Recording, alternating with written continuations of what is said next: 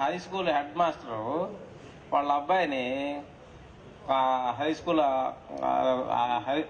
5th class దాకా తన దగ్గర చదివించుకొని గ్రామంలో పనిచేస్తూ ఇక్కడే చదువుకుంటే వీళ్ళల్లో కలిసిపోతారా నువ్వు అని చెప్పి ఆయన దూరంగా బాగా సిటీకి తీసుకెళ్లి అక్కడ ఒక కార్పొరేట్ స్కూల్లో చదివించడానికి తీసుకెళ్తాడు.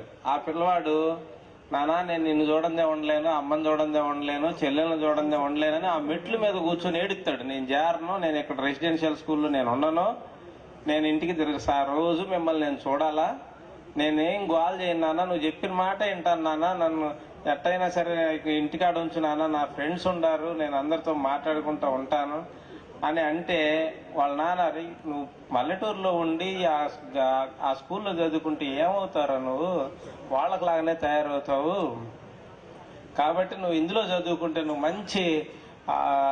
మంచి ఉద్యోగస్తులు అవుతారా, పెద్ద స్థాయిలో సెటిల్ అవుతారా అని బతిలాడి వాడిని బలవంతంగా అందులో చేరుస్తాడు. చేర్చిన తర్వాత వాడు అట్నే చదువుకుంటాడు, బాగానే చదువుకొని వాడు ఢిల్లీలో సాఫ్ట్వేర్ ఇంజనీర్ అవుతాడు. ఢిల్లీలో సరే అక్కడే ఈ మాస్టర్ ఇంకొక సాఫ్ట్వేర్ ఇంజనీర్ని ఇంకొక అమ్మాయిని చూసి అక్కడే పెళ్లి కూడా చేస్తారు. పెళ్లి చేసిన తర్వాత వాళ్ళకి 2 సంతానం కలుగుతారు. అంతలోకి ఈయన రిటైర్ అయ్యి ఇంటికాడ ఉంటాడు, భార్య చనిపోతుంది, అక్కడే కాలం గడుపుతూ ఉంటాడు. అప్పుడప్పుడు వచ్చి చూసిపోతూ ఉంటారు వాళ్ళు. సరే ఒకసారి నాన్నకు బాగాదు, అందువల్ల కుటుంబం మొత్తం అది భార్య పిల్లలు అందరూ వస్తారు. వచ్చినప్పుడు ఇక 2 రోజులు ఉన్న తర్వాత నాన్న నువ్వు కూడా బయలుదేరు అని చెప్పి బయలుదేరుతారు. అయితే వాళ్ళు నేరుగా తీసుకొచ్చి ఆ సిటీలో ఇతన్ని చేర్చినటువంటి కార్పొరేట్ స్కూల్ ఉంది కదా, అది కాలక్రమేణంలో పోటీలో అది ఓల్డ్ ఏజ్ హోమ్ గా మారిపోయి ఉంటది అన్నమాట.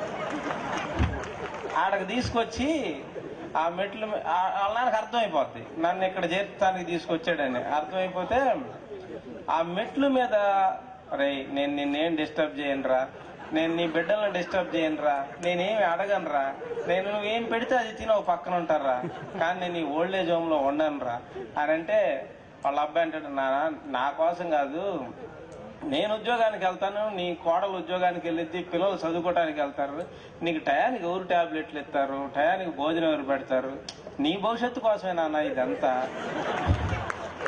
నాన్న నీతో మాట్లాడుకోవడానికి నీ వయసు వాళ్ళు కొంతమంది ఉంటారు నాన్న, ఇక్కడ చక్కగా ఇక్కడ ఉండు నాన్న అని చెప్పి బలవంతంగా చేరిపెత్తాడు.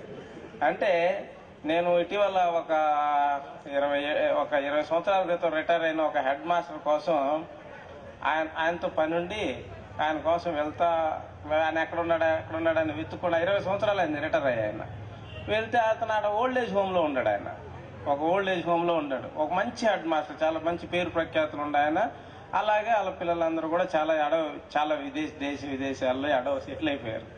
నేను ఆయన వెతుక్కుంటూ వెళ్ళేసరికి అక్కడ ఇంకా 4 హెడ్ మాస్టర్లు ఉంటారు ఆ ఓల్డ్ ఏజ్ హోమ్. నాకు చాలా బాధ వేసింది, ఏంది మన మాస్టర్ లేదు ఎట్ట అయిపోవటం ఏంది అని చెప్పి నేను ఆలోచించాను.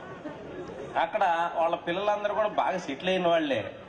అయితే చాలా మంది తల్లిదండ్రులు గమనించిన విషయం ఏంటంటే, పిల్లల తర్వాత పట్టించుకోకపోతే మా పిల్లలు మమ్మల్ని పట్టించుకోవట్లేదు, మా పిల్లలను బాగా పెంచాము, బాగా తీర్చిదిద్దాము, వాళ్ళకి అవసరమైనంత ఖర్చు పెట్టాము, వాళ్ళకి కావలసిన ల్యాప్టాప్లు, బైకులు, వాళ్ళకి సెల్ ఫోన్లు అన్ని ఇచ్చి లక్షలాది ఫీజులు చేస్తే వాడి చివరికి మనతో మాట్లాడటానికి కూడా వాడికి కష్టమైపోతుంది అని చాలా మంది తల్లిదండ్రులు బాధపడతారు.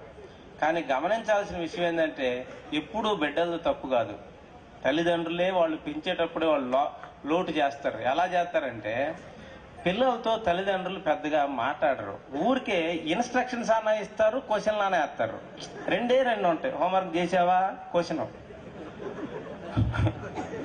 అలాగే హోంవర్క్ చేసుకో ఇన్స్ట్రక్షన్, అట్లాంటి క్వశ్చన్లు అన్నా వేస్తారు, ఇన్స్ట్రక్షన్స్ అయినా వేస్తారు. కానీ ఒక 7-8 సంవత్సరాల పిల్లవాడు వాడు స్కూల్కి వెళ్ళొచ్చి ఏదో స్కూల్లో జరిగిన 4-5 విషయాలు చెబుదామని మన దగ్గరికి వస్తాడు. కానీ మేము మాట్లాడుకుంటున్నాం కదా, నువ్వు చక్కగా వెళ్ళి హోంవర్క్ చేసుకోపో అంటారు.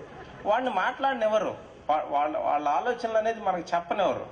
దాంతో వాళ్ళు మాట్లాడకపోవటం వల్ల వాళ్ళకి మనకి కొంత గ్యాప్ వస్తుంది.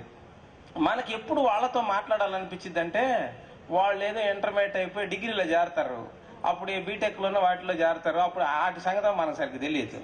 దాంతో ఆ కాలేజీలో జాయిన్ అయిన తర్వాత అప్పుడు కొడుకుని ఎరా కాలేజీ బాగుందా అని అడుగుదాం అనుకుంటారు.